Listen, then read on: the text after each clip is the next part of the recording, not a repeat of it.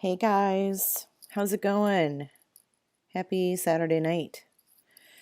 Not so happy with the news that I saw tonight. How's it going? Ooh, I gotta turn that down. But I hope everybody's having a great weekend. This came across, I saw this tonight and it just really bummed me out because I've followed Austin Eubanks for quite a few years. And if you guys don't know who he is a survivor of the Columbine high school shooting. His best friend, Corey, was shot and killed right in front of him. Yeah, this is really sad. Hi, Kim. I'm going to see if a few more people join before we get started. Hi, Shanna. Hi, Shell and Banksy. How you guys doing? But I think this is important to talk about, being that there was just another high school shooting there in Colorado. And I think it's important to talk about, what kind of follow-up these kids get that witness these things. Hey, Trang. Hey, Ghost Talk. And Jamie and Spooky Girl, how are ya? Montreal, hey. What's up, Amber? But I think it's important, and I think this sheds a light on, the aftercare of these students. I really think it's so important. We all see that everybody band together right after there's a tragedy, but what happens years after? What happens to these kids? And I think that Austin is a testimony to what can happen to these kids. And I think it needs to be talked about. And I think that it needs to spread awareness to the problem.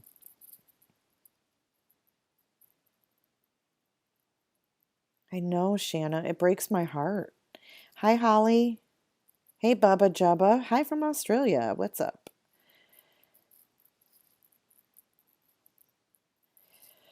So, where do I want to start with this even? Well, I guess we'll start at the beginning. And Austin did a TED Talk, and I will put that link in the description. I don't know if I should play it or not. We'll see where we're at because it's 15 minutes long. But, it honestly made me cry. My son is actually an accident survivor, so I played it for him because I thought he could relate to Austin. And this was exactly a year ago that I played the TED Talk for him, and we cried together as we watched it. And it resonated with him because him being an accident survivor, minus the addiction, he could relate to seeing his best friend get killed in front of him and the PTSD that follows that. He was really handsome. He has 2 children. I found that out tonight. I didn't realize he had children. He has 2 boys. And it just breaks my heart. It breaks my heart. Because at 17 years old, Austin witnessed this shooting. And he actually got shot as well. He was shot in the knee, and I believe the hand or the arm. But his friend Corey DePuter, he didn't survive. He was shot right next to him. So after the shooting, Austin was prescribed narcotics for his pain. And he realized that the narcotics made him feel good. It made all the pain go away. It made all of the emotional pain go away and the physical pain. And he quickly became addicted to those pills. And I mean, let's face it, he was 17 years old. He didn't know any better. He didn't know what these pills could do. He just knew they made him feel better. And this is what the doctors gave him. There was no therapy follow-up. There was no emotional follow-up. It was just, here's these pills. They make me feel better. This is what I'm going to take. And as he became addicted to those pills, he spiraled into other drugs. And his life took a downward spiral. He went through, I believe he went through rehab 3 or 4 times and started using again. He was using ecstasy, he was using cocaine, he was popping pills. But the last time he went to rehab, it worked, and he became a long-term survivor. And the part that breaks my heart is that he died.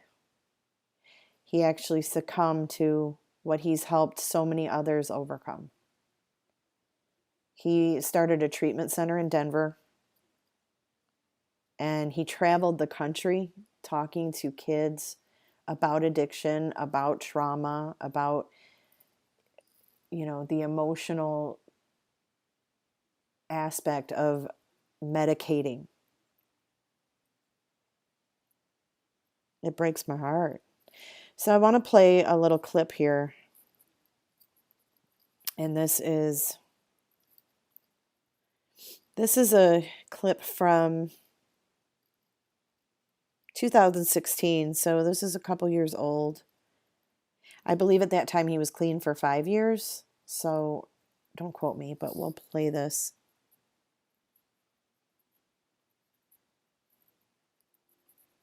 How do you guys like the new screen, by the way? I set that up really quick. Now, I actually have tears in my eyes as I talk about this. It's so sad. He was only 37 years old, so. All right, well, let's play this video.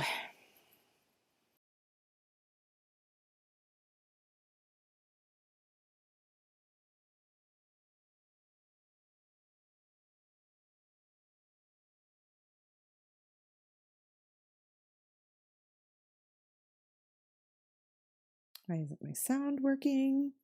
What in the Sam hell is going on? Hang on. No, it's always something.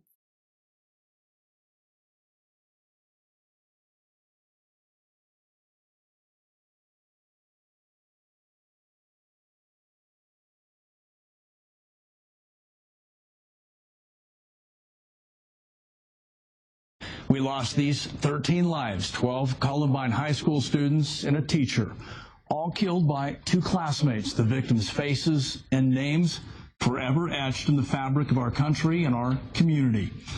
April 20th, 1999 changed the lives of everyone in this community, but for those injured, the scars are real. The challenges arise daily. Austin Eubanks was shot twice that day. His best friend was killed. Austin spent years battling a drug addiction, and Denver 7 Nicole Brady shows us he has now found a new purpose that's helping others. Austin Eubanks was 16 when his life forever changed. That day I was headed to the library to meet friends for lunch. And so everybody's obviously aware of what transpired in the library that day, but I was shot twice, shot in my hand and my left knee, and witnessed the murder of my best friend right in front of me. His best friend was Corey DePuter, both of them juniors in 1999. Doctors prescribed pills for Austin's physical injuries, but the emotional trauma was so much worse. I didn't know any better. I was 17 years old and I had been given medication that was supposed to make me feel better. And so immediately I learned that whenever I took substances, I didn't have to feel. I didn't have to feel the emotional pain that I was going through. Within just 3 months of the Columbine shooting, Austin says he was addicted. He wouldn't seek help for 6 more years. His 20s were a time of continued grief, guilt, and shame about his addiction, but he emerged from that. I was 29 years old when I finally found lasting sobriety, and I think it took a level of maturity and willingness on my part to really do whatever it takes. And for me, I had to change pretty much everything about my life. Today, Austin uses those experiences to help others as the program director at The Foundry, a substance abuse treatment center in Steamboat Springs. He's also vocal about the problem with doctors overprescribing. He says the majority of clients who come to the Foundry started with a drug that was prescribed to them. The story is the same over and over again. I had an injury. I was put on prescription medication. The medication ran out. I was addicted. I turned to heroin. At the Foundry, addicts learn they can take control and have a future. 17 years after the tragedy that changed Austin, he's living a life he's proud of. He'll never forget, but he survived. I remember being in active addiction and hitting multiple low points in my life and thinking that there was no way out, that I wasn't ever going to be able to find a way out. And I just want anybody who's out there who might be suffering to know that there is a way out. Change is possible. Change is possible for anybody.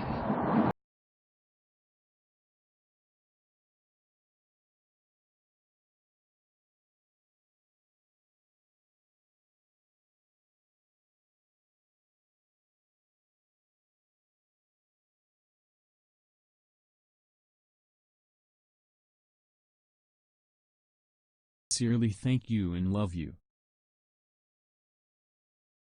Thank you, Colorado Crime Con. Love you too, girl. I saw a lot of questions in chat about how he passed away. I know they're doing an autopsy on Monday, but his family did make a statement today, and they said that Austin, quote, lost the battle with the very disease he fought so hard to help others face. Helping to build a community of support is what meant the most to Austin, and we plan to continue his work.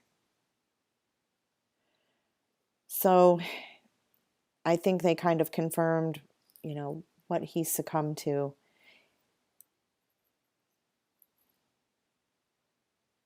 Oh, yeah, TCTF. I wasn't looking at chat before, but yeah, I did. I have another video to play for you guys, too. Thank you, CCC, for that donation. All right, let's play this other one. Wait, what happened, Lacey? You and Bridget were unsubscribed? Yeah, Jamie, I wonder that, too, but gosh. He's helped so many, and it is real, Black Eagle. I mean, he overcame for 8 years and ultimately succumbed to it. Yep, Colorado Crime Con has been entered into a drawing for some of Jay's awesome merch for the month of May. Anybody who donates through Streamlabs gets into the drawing for the merch giveaway. Yeah, it's so sad. No, I didn't stop making videos. That's so bizarre. I wonder how many other people that happened to. Crazy. YouTube needs to get their shit together. Okay, let's play this other video.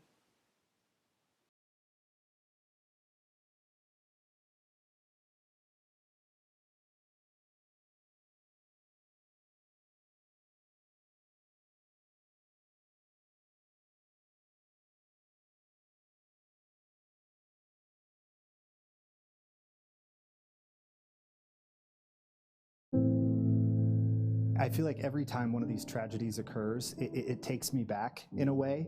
So it's almost like I'm cycling back through similar emotions in perpetuity. This is Austin Eubanks just a few weeks ago. In fact, that was the very first thing he told us when we sat down and talked with him about the 20th anniversary of the Columbine attack, an attack where he hid under a table in the library when the shooting started. From the moment that I realized that what was happening was real, I completely disassociated. That's the only time in my life where I've ever thought and accepted that I was going to die. Austin was shot in the hand and knee, while his best friend, Corey DePuter, was shot and killed as the two huddled together. Austin was prescribed opioids to dull the pain, an emotional pain that turned out to be far more punishing than anything physical. All that I knew at that time was when I took those medications, I felt better. And I thought that's what they were for. And so it was very quick for me that I started to take more than was prescribed at times that weren't prescribed. And by the time those prescriptions ran out, I was addicted. It took 7 years for Austin to admit that he had an addiction, and eventually get treated for it. It's incredibly difficult. I mean, it's a journey that really doesn't ever end. When people ask me today how I found recovery, I tell them it's because I learned every way that doesn't work. And fortunately for me, I was able to stay alive long enough to be able to figure it out. At that point, Austin Eubanks made it his life's mission to help others figure it out too. What's the first thing you think of when you think of pain? He would give talks warning of the dangers of overprescribing opioids and how they can make the emotional pain of any kind of tragedy even worse. Regardless of what trauma or tragedy or event you've endured, if you can find the courage to actually go through the stages of grief in a healthy fashion, lean into that pain, don't look for the fast road to relief. There's meaningful development of personal character in that process.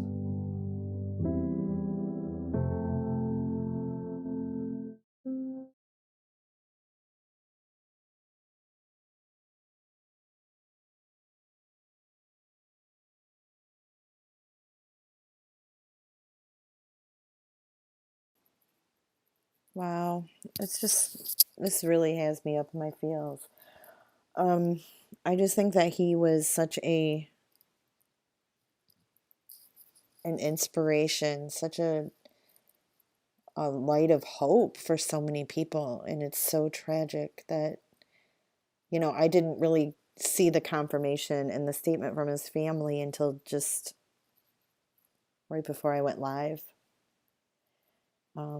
I didn't know if he had taken his own life or if he overdosed or what, but he actually went on Fox News on the anniversary of Columbine last month.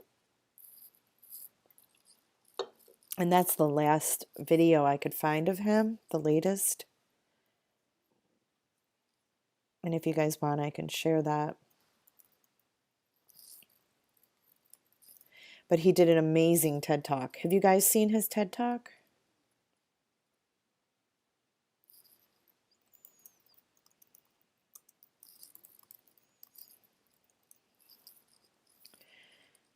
Wow.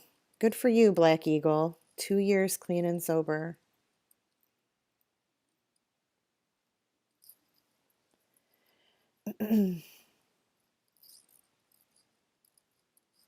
Well, do you guys want to watch the TED Talk? I mean, it's up to you. It's 15 minutes long. I don't want to get in trouble for playing it, but I believe it has been. I'm not sure if I would or not. I can always put the link in the description. My dear friend and her husband were drug addiction counselors. They committed suicide together in a motel room. There are no words to describe the aftermath for her daughter. Oh my God. That's horrible. All right, let's watch this clip. This is from Fox News, and this is the 20th anniversary of Columbine, and they spoke to Austin on that day, and this is from Fox News.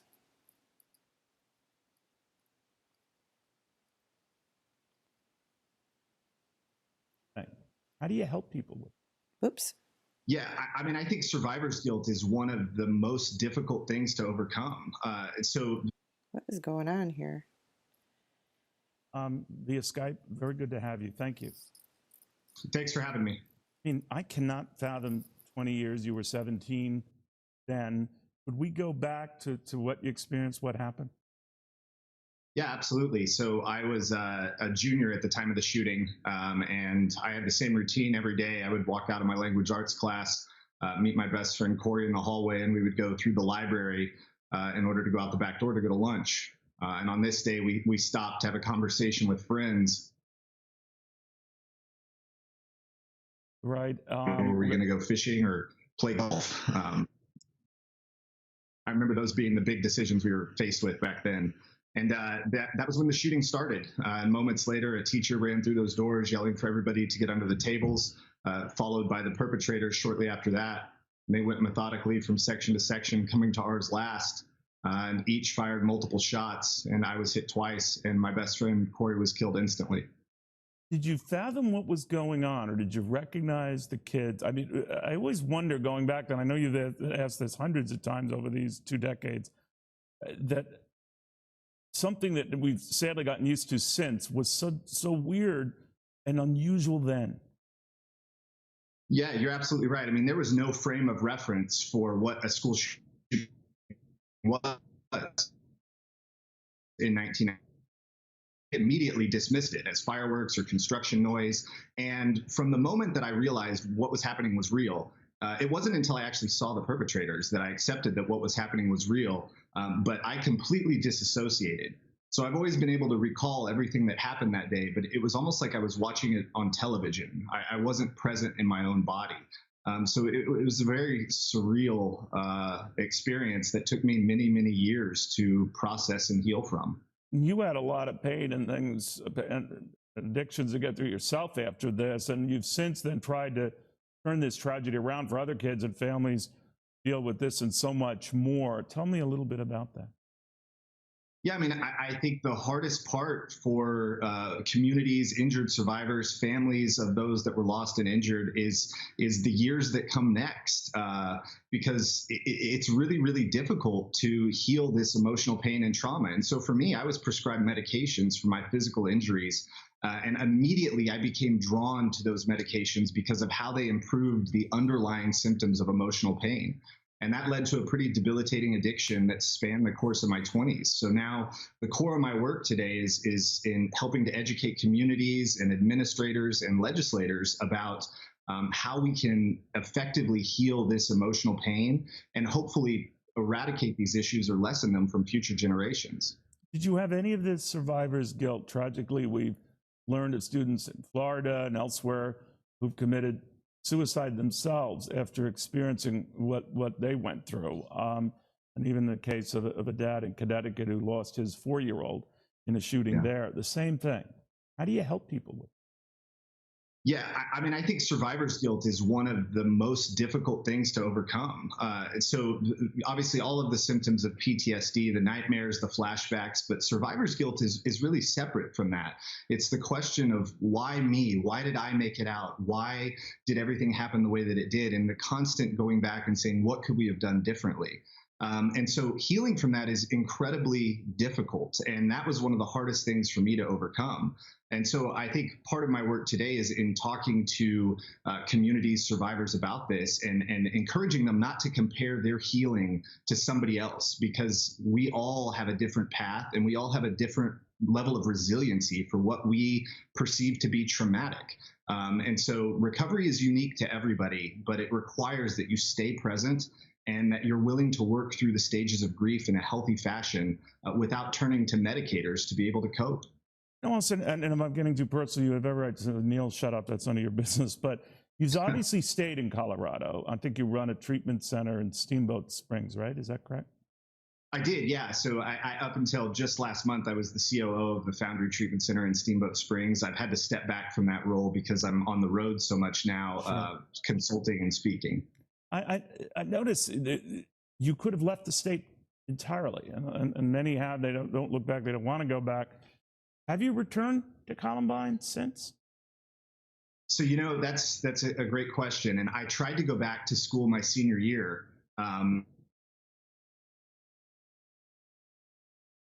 Parents, I can't do this. But what I really meant to say is I don't want to do this. And so now, having had the chance to work in many communities, I tell them one of the biggest areas where I went wrong is I withdrew from human connection entirely. Instead, my senior year, I got a private tutor who came and brought my assignments to me. And having had the chance now to reconnect with many of my classmates, what I've realized is that I missed out on a lot of the collective healing that they experienced in our senior year because I thought that substances were the answer. And so I tell people who are struggling, the most crucial piece of recovery is staying connected to other human beings for support, because we are so prone to detachment and there's countless adversity that comes with that.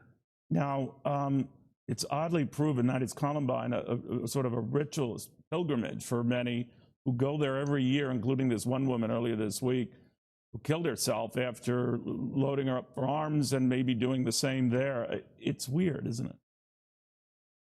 It definitely is. I mean, in 1999, none of us had any idea that this would be commonly known as the tipping point for what is now a cultural phenomenon. Since then, we've had 20 years of steadily building examples of the school shootings and mass shootings in general.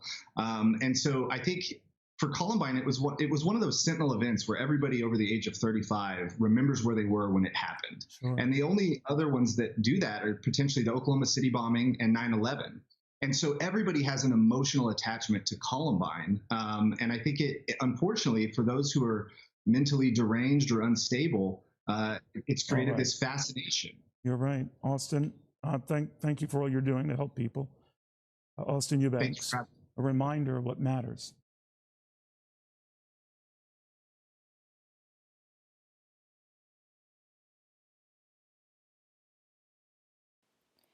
He was so well-spoken. That was a month ago, and he seems okay. And I think that this is a lesson for all of us, that even when someone may seem okay, that they're really not okay, because he apparently wasn't.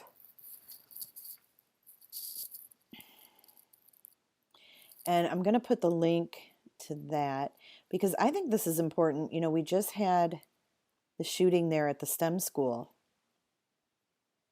And I think that, you know, a lot of kids do retreat, and, you know, the parents, they don't know what the hell to do. They don't know what's the right thing to do. They don't know if they're doing right by their kid to not make them go back. But I think he has some pretty good advice there to, you know, get together and support one another. And he feels like that would have helped him. And we need to look at the history, and we need to look at these past shootings and the outcome of the people that were affected and learn from that. And I think he is a testimony, even though he's now passed away. I think he is such a testimony to all of these kids that are going through this right now in that same area. So I put the link to that in the description. That's the Fox News interview. Do you guys want to see the TED Talk with him? If you would like me to play it, I will.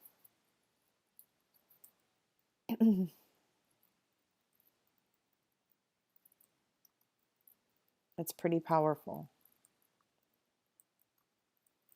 But I will put the link in the description too. No, not everybody will feel the same way or deal with it the same way, but I think that it helps, and I think that his testimony is, you know, what we need to listen to because he went through it, right?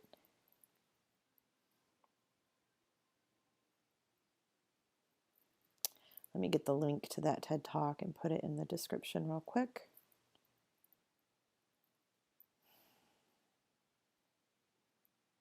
Just because you don't see it doesn't mean it isn't there. It's from One More Light by Linkin Park. Yeah, it can be easily masked. All right, the link to the TED Talk is in the description. Good.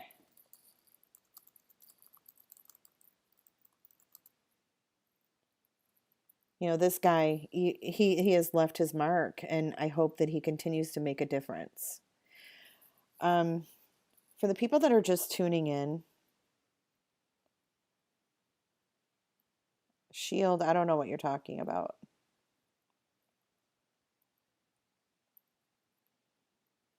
Night, CCC. Have a good rest.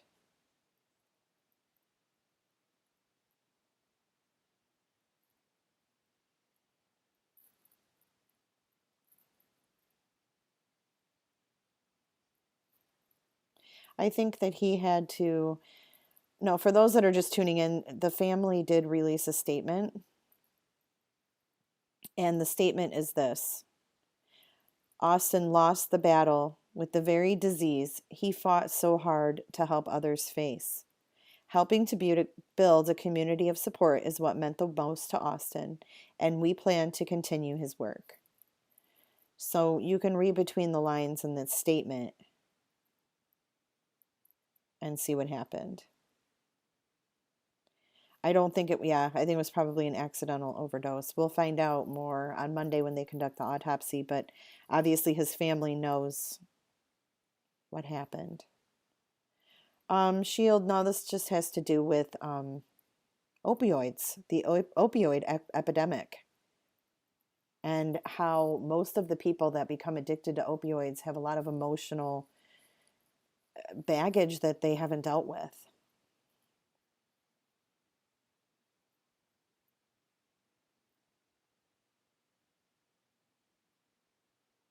He was prescribed opioids for his physical pain, and it numbed his emotional pain, and it made him not feel.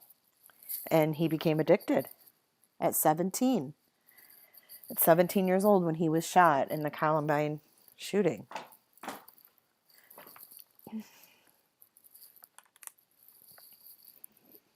And I think Big Pharma is to blame. Big Pharma, doctors who earn more money for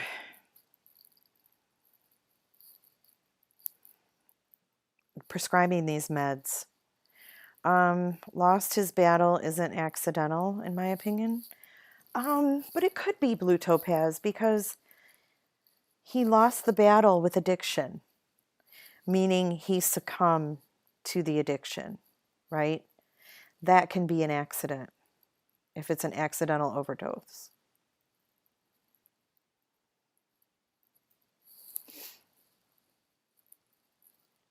I mean, I don't want to take their statement out of context, but I mean, the writing's kind of on the wall with that.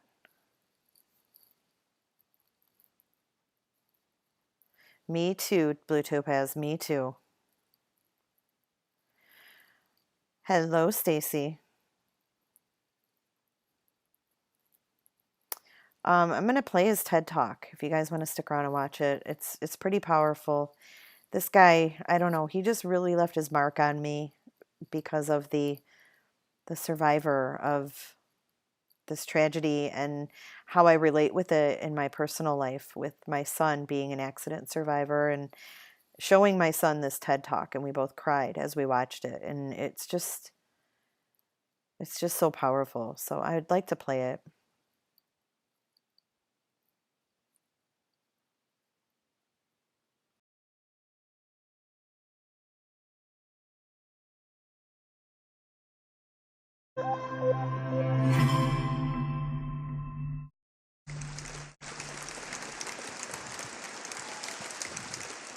Do you remember where you were on June 12th, 2016? A few of you might, but I'm betting the vast majority probably don't. On June 12th, 2016, a lone gunman walked into Pulse nightclub, killing 46 people in the deadliest mass shooting by a single gunman in U.S. history. Now let's go back about a decade. How about August 29th, 2005? Do you remember where you were? We got a few heads nodding out there. That was Hurricane Katrina. Over 1,800 dead in the costliest natural disaster ever to hit the North American continent. Now let's go back another few years and go for 100% recognition. Do you remember where you were on September 11th, 2001? Everybody's head nodding now. The September 11th attacks left over 3,000 dead in the worst terrorist attack in U.S. history. Do you remember how you felt? Were you confused, afraid? Did you feel sick? Were you vulnerable? Every time this happens, we're becoming more and more desensitized. We frequently see news coverage of mass shootings, natural disasters that result in enormous loss of life, terrorist attacks, and then we change the channel to watch something more friendly. This is the society that we live in today, but the impact of these traumatic events are no less serious on those who are directly affected. And now the impact of emotional pain on our society is more problematic than ever. Do you remember where you were on April 20th, 1999?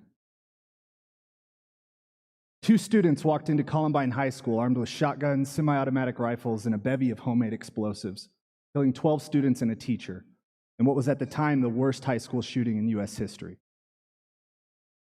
I remember where I was. I had just walked into the library with my best friend in order to meet others preparing to go to lunch. Moments later, a teacher ran through the same doors we just entered, yelling for everybody to get under the tables, that somebody had a gun. I remember how I felt. I was confused. I was afraid. I felt sick. And I was vulnerable. And just minutes later, I was playing dead underneath a table next to a pool of blood. I had just been shot, and I'd witnessed my best friend murdered right in front of me as we were huddled together waiting for help to come. I was broken. I was in shock. And I was in pain. But my understanding of pain that day was nothing like my understanding of pain today. What's the first thing you think of when you think of pain? Is it a broken arm, headache, sprained ankle, maybe a gunshot wound? Those are the things that I used to associate with pain, and they're pretty in line with the medical definition of pain. A variably unpleasant sensation associated with actual or potential tissue damage and mediated by specific nerve fibers to the brain, where its conscious appreciation may be modified by various factors. Do you notice anything missing from that definition? Do you see any mention of the emotional components of pain? Me either.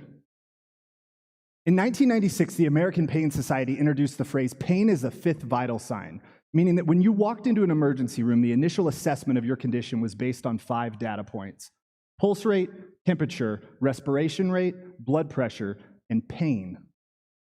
This was brought about by a cultural movement that was adamant that we were undertreating pain, and patient satisfaction surveys were put in place in order to track the outcome and effectiveness of this new implementation. And what better way to promote these new policies than to tie physician and hospital compensation to patient satisfaction? A recent survey by the industry group Physicians Practice reports that 3 out of 10 doctors are paid bonuses based upon patient satisfaction surveys, and hospitals with better scores receive bigger payments from insurers. So naturally, administrators and physicians began to support this new movement, with the goal being to get everyone's pain to 0 on the scale. That was the mark.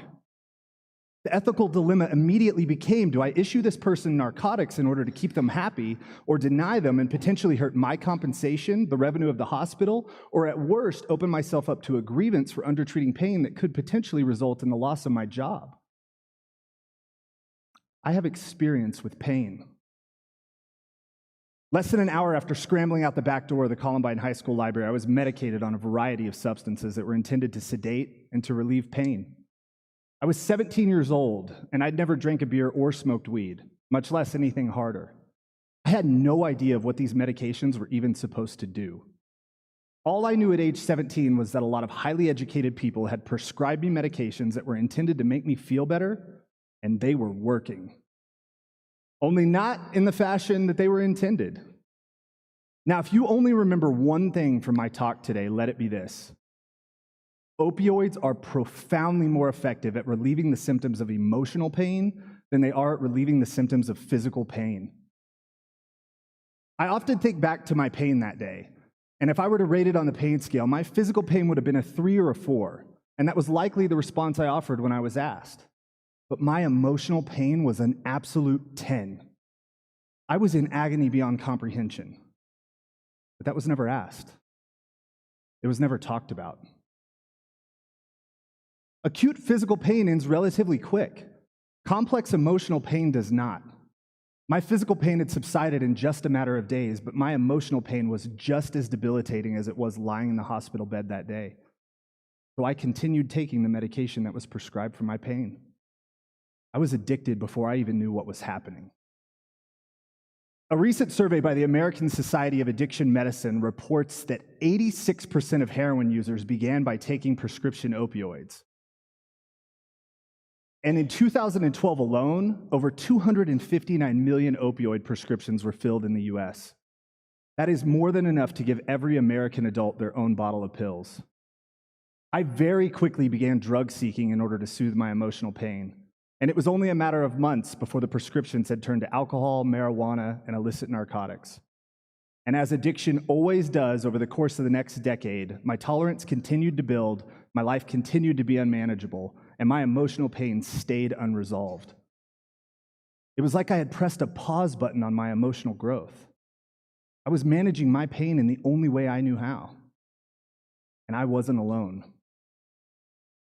I believe that emotional pain is what's driving the addiction epidemic. Think of someone you know who struggles with addiction. I'm betting you can point to an element of unaddressed or unresolved emotional pain in that person. Now think of a time you were in intense emotional pain and how desperate you were to stop it.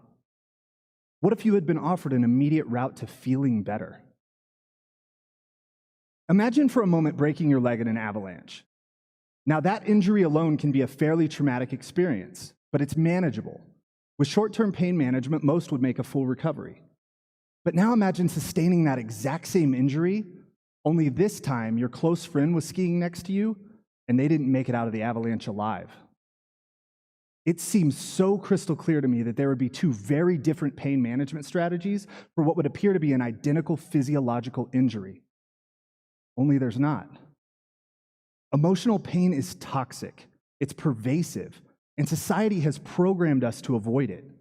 We medicate with alcohol and drugs, sex and pornography, even television and technology. And oftentimes, we're doing this without even knowing it. Our society is literally being defined by this pain. And now more and more people are dying every month because they're looking for solace in the only way they know how. It's the way they were programmed. Everyone has pain. It's unavoidable. And I have a simple summary for how we got here. We built a society that is filled with emotional pain and trauma. We combine that with a healthcare system that's intended primarily to treat physiological symptoms. And then we put Big Pharma in the driver's seat. Aimed directly at profits with regulations that are easy to manipulate. And now we're in the midst of what the former Surgeon General called the worst public health crisis the nation has ever seen 2 years ago. It has since worsened, and what was then the addiction epidemic is now commonly referred to as the addiction pandemic. And here's a glimpse of where we're at today. The New York Times reported last month that overdose deaths rose by 19% in 2016. And preliminary data for 2017 shows that this trend is only worsening. We've now far surpassed the worst years ever recorded for deaths caused by guns, AIDS, and automobile accidents. This data is appalling to me. There are people in our society today who will still write this off under the guise of, they're just a bunch of junkies. Well, I'm here to tell you, they're not. They're fathers, mothers, brothers, sisters, they're children, sometimes not even in their teens. They're people just like you and me, trying to cope in the only way they know how. And they're dying by the thousands every single month at an ever-increasing rate. Addiction is the only disease where we commonly wait until it's at the highest levels of acuity before we try to do something about it. And by then, it's often too late. We have to start sooner. We have to practice early interventions. We have to educate youth with real-world methods. We have to stop thinking that people can be rehabilitated in 30 days. And then we have to improve accessibility to long-term treatment. We have to eliminate the stigma associated with addiction. And most importantly, we have to reform a broken healthcare system that is slowly coming to terms with the fact that they're responsible for this pandemic. It took me over a decade of active addiction and many more in recovery before I finally learned the difference between feeling better and actually being better. Because I had to learn to lean into the pain. I had to quit looking for the fast road to relief. I had to do the emotional work that needed to be done no matter how much it hurt. And after multiple attempts at short-term treatment, I finally found a willingness to do whatever it took. And I stayed in a continuum of care for 14 consecutive months in order to figure it out. I had to go through the stages of grief that I should have been going through at age 17, at age 29. But I refused to keep running. And it worked.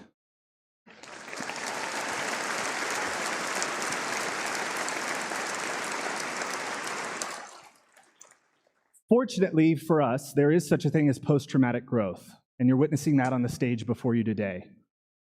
Post-traumatic growth is defined as the positive psychological change that can occur in a person after they've experienced a traumatic life event. It implies that by finding a way to endure through significant suffering, you can actually have meaningful development of personal character and elevate yourself to a higher level of functioning. But achieving post-traumatic growth requires that you lean into the pain. You can't run from it. You can't medicate it.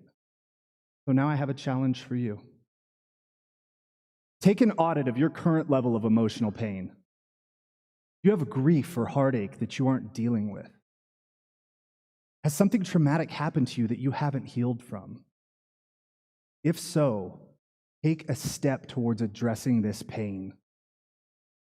Call a friend. Talk to a therapist. Just speak your truth to a stranger.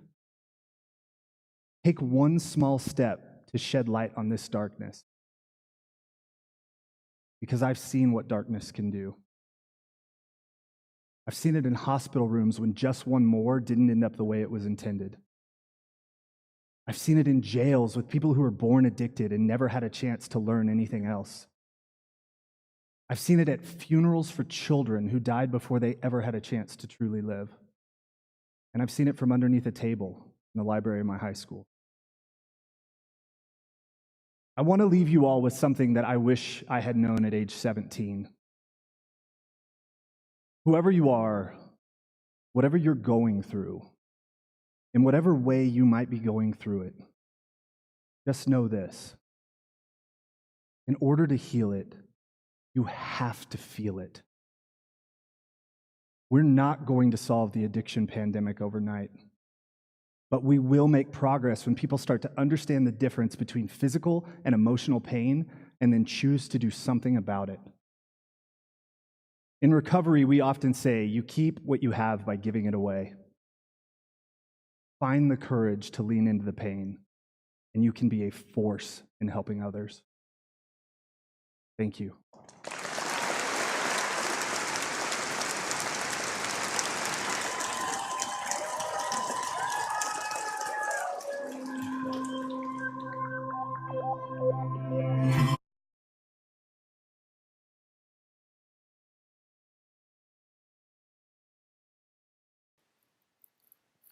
Wow, so many inspirations here in this chat.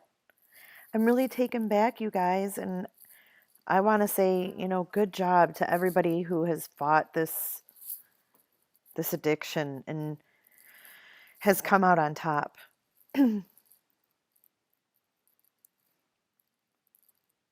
Yeah, everybody getting the help they need. And, he did say the long-term care and rehab is what's needed. 30 days is not long enough.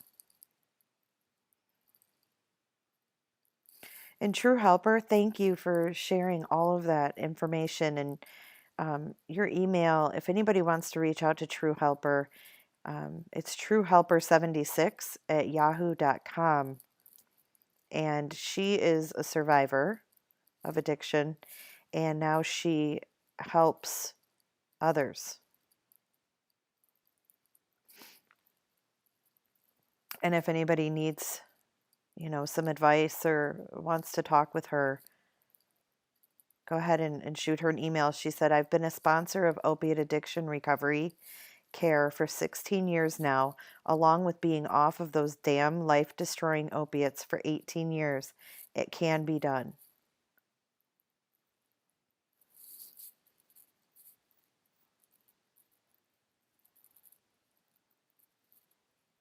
I mean, obviously we see that a month ago he did an interview on Fox News and he looked fine. He looked good. But there was something not good. He obviously wasn't fine.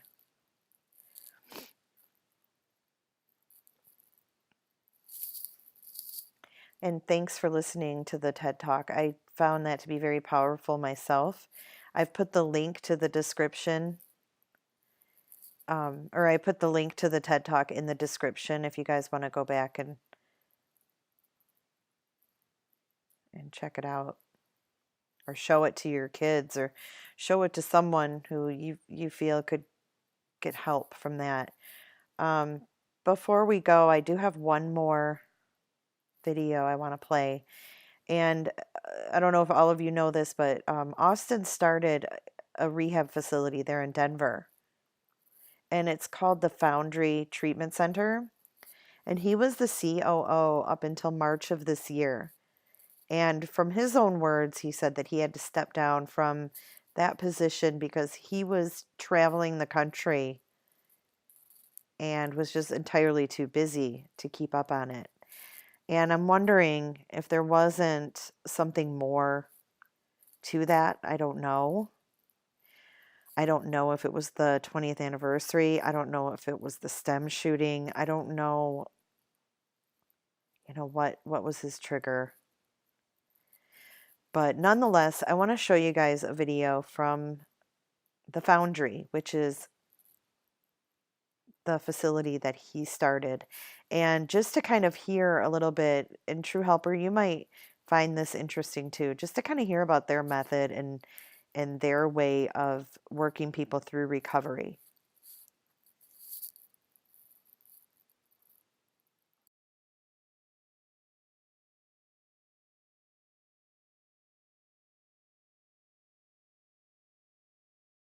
The Foundry is comprised of a 12-bed co-ed adult residential treatment facility on a 48-acre ranch, a 4-bed clinically managed residential detox, and an upscale outpatient clinic centrally located in the town of Steamboat Springs. Our residential treatment program is 90 days, with the option for continuing care on an outpatient basis for as long as necessary. The Foundry gets its name because the process of taking metal that is old and discarded, melting it down and turning it into something new is very similar to the process that occurs in recovery. Participants come to the Foundry broken and they leave new again. So when we designed our approach to complete addiction treatment, we built that on 4 pillars. And those 4 pillars are medical, clinical, wellness, and family. Each client of the Foundry has a physical examination by an MD physician with an emphasis on integrative approaches to healthcare. Micronutrient testing, laboratory testing involving their liver functions, thyroid functions. Additionally, a psychiatric nurse practitioner will spend the time to evaluate the mental health and psychiatric components. Some of those things that we may utilize include biosound, biomat, the alpha stim, EMDR and trauma work, as well as integrative and mindfulness programs. Each of the clients has an individual program developed for them after their evaluations. The Foundry really offers a very multifaceted approach, even clinically. So we incorporate a lot of DBT skills so that our residents have those skills. We actually bring in a mindfulness expert. We really believe that mindfulness and meditation is significant in terms of putting the front lobe on so that they can begin to make rational decisions. We also tie that in with the 12-step program and help them relate to the 12-step program, but also, again, just really focus on skills. It's really individualized to really looking at what does that person need. We do so many different activities. I think a lot of people think it's just fitness. It's not. We focus on healthy nutrition in a healthy environment. You really do have a state-of-the-art gym, tons of fitness equipment, and we also try to use the outdoor environment for fitness activities. So they get 3 wellness activities a week, 2-3 yoga sessions a week, and then we spend our Saturdays in an extended wellness setting. And we have found that that is so empowering and inspiring because it gives them another option. The family intensives are where we ask family members to come here to the Foundry and spend 2 days with us. We want them to experience our wellness component. We want them to experience our clinical component. And then we also want them to have the opportunity to live the world that their family member has been participating in, because this is the world that we believe will help them sustain that long-term recovery. At the Foundry, we attempt to really just make it as easy and streamlined as possible. It all starts with a phone call. They call and contact me directly, and from there we assess if they're a good fit for the program. And after that, figure out all the logistics and the means to get them up to treatment. That's one of the Big advantages for me being located in Denver is that we can do sober companioning, sober transport, door to door, and really try and make the process as easy as possible for them. One of the single most important things to recovery is the continuum of care. The Foundry is able to create a continuum of care for clients in Steamboat that lasts up to a year, where if participants come to us and participate in the 30-day program or the 90-day program, they can elect to discharge to a number of aftercare providers all across the nation. And we really feel like if you have the willingness to participate in that continuum of care, that it puts you on a firm foundation for lasting recovery.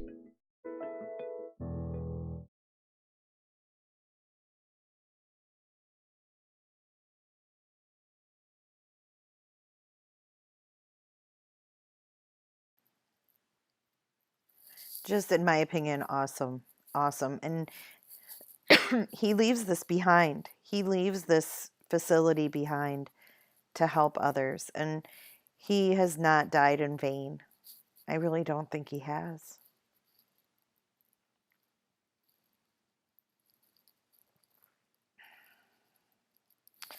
It's just so sad.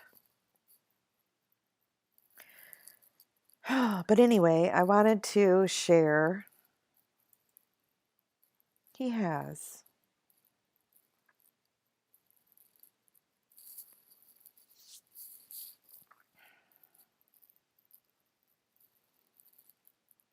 Yeah, I wanted to share who this guy was. He wasn't a junkie at all. He was someone with pain, emotional pain, like millions of others in this country who are over-medicated. And he is such a testimony to so many. And you're right, Jamie, that's his legacy.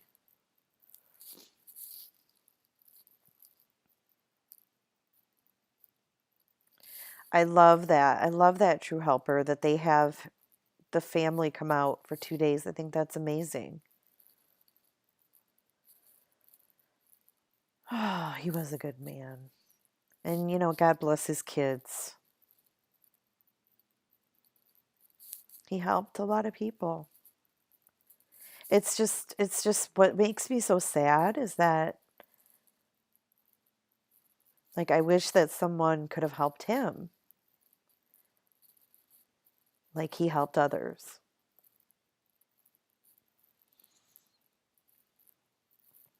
So if anybody is needing any help, True Helper is an advocate. She's an advocate, and she can point you in the right direction. And True Helper, her email is, let me find it again. I can't find it. It's buried. TrueHelper76@yahoo.com. Oh.